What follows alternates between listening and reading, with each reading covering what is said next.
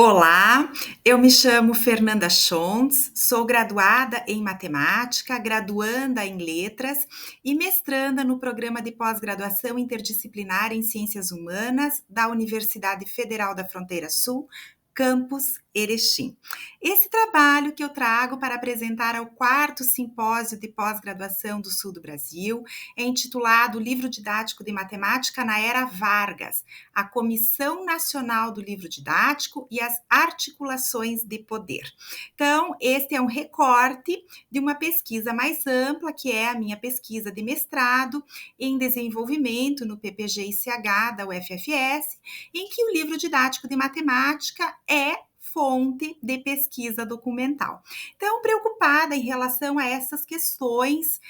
inerentes ao livro didático em determinados e diferentes períodos históricos da escolarização pública brasileira, eu me propus a analisar e compreender de que forma o livro didático foi escolhido, editado, distribuído e apropriado ao longo dos diferentes períodos históricos brasileiros. Então, especificamente no que diz respeito à Era Vargas, abrangendo, então, 2 décadas nesta pesquisa que apresento ao Simpós, as décadas de 1930 e 1940, porque se insere aí importantes fatos, fatos muito marcantes na história da educação pública brasileira, como a criação do Ministério da Educação, inicialmente sob comando do ministro Gustavo Capanema, a criação de diversas universidades públicas e, em 1941, a Comissão Nacional do Livro Didático, a CNLD. Então, num olhar inicial, nós poderíamos pensar que a Era Vargas corresponde a um período de grandes avanços no que diz respeito a políticas públicas educacionais e a própria produção e circulação do livro didático, sobretudo do livro didático de matemática nas escolas públicas brasileiras. Entretanto, a questão que norteia este fragmento de pesquisa é de qual forma a escolha, a produção dos livros didáticos tem se articulado neste período ao poder, às esferas de poder e as articulações entre poder e escolha de livro didático. Então, lançando o olhar para as sessões documentadas das